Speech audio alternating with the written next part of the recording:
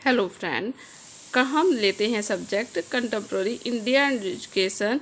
इसमें 2017 के पेपर में वीर बहादुर सिंह पूर्वांचल यूनिवर्सिटी के पेपर में आया है 2 नंबर के क्वेश्चन में उपनयन संस्कार का अर्थ समझाइए।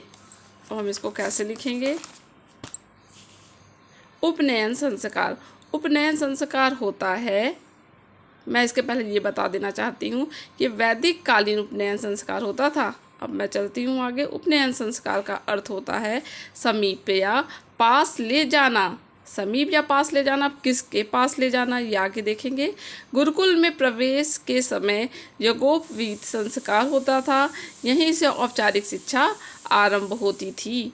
उपनयन संस्कार के लिए ब्राह्मण को 3 वर्ष की आयु, क्षत्रिय बालक को 11 वर्ष की आयु तथा वैश्य बालक को 12 वर्ष की आयु, मतलब सबसे कम आयु ब्राह्मण की, वर्ष की न्यूनतम आयु प्राप्त करना आवश्यक होता था। यानी उपनयन संस्कार के लिए यहाँ पर एज इस तरह बताई गई है।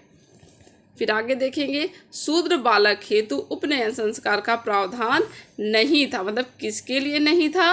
तो शूद्र बालकों के लिए। उपनयन संस्कार के समय ब्राह्मण बालक को गायत्री मंत्र, क्षत्रिय बालक को त्रिष्टुप मंत्र और वैश्य बालक को जगती मंत्र का उच्चारण कराया जाता था।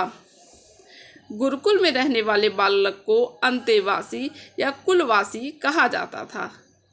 इतना 2 नंबर में सफिशियंट है। और यदि पूरा वैदिक काल में आए तो आप उसमें उपनयन संस्कार जैसे आप लिख रहे हैं तो उसमें उपनयन संस्कार, समावर्तन संस्कार, वैदिक कालीन शिक्षा क्या होती है, उसके गुण और दोष क्या है, उसमें आप लिखते समय उपनयन संस्कार को भी ऐड कर सकते हैं। थैंक यू, और मेरे चैनल को सब्सक्राइब करना मत भूलिएगा।